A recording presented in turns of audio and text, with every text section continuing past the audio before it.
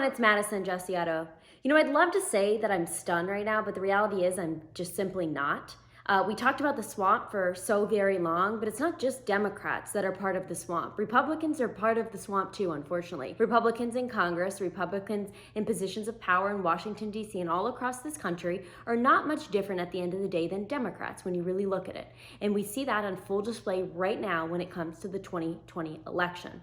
Where are the Republicans to back President Trump? All the people who wanted money from the president, who wanted them to come out, hey, President Trump, come out, support me, help me get votes, over the past 4 years, many of them are nowhere to be found. They've turned a blind eye. They've turned their backs, not just on the president, because really at the end of the day, it doesn't just come down to President Trump. It comes down to the future of this country. Election integrity is so critically important.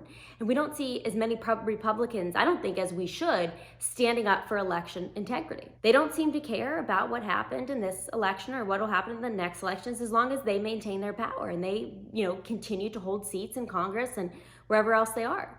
This is despicable, and it's exactly what we're trying to get rid of. We're trying to drain the swamp. That doesn't just mean drain the swamp of Democratic swamp members. That means drain the swamp completely.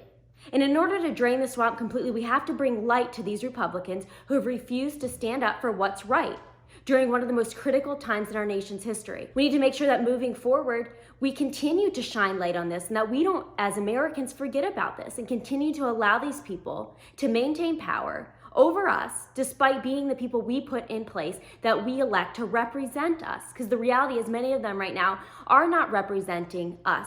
They're not representing the needs of the American people, and they're certainly not backing our president who has fought so very hard for us for the past 4 years and continues to fight for us right now. Like I said, it's not about this election at the end of the day. It's about election integrity for decades going forward. We need to make sure that we protect our election integrity, that we stand up for what's right, we push those representing us to do the same, and that we do not ever forget about those who turned their backs on President Trump and the American people.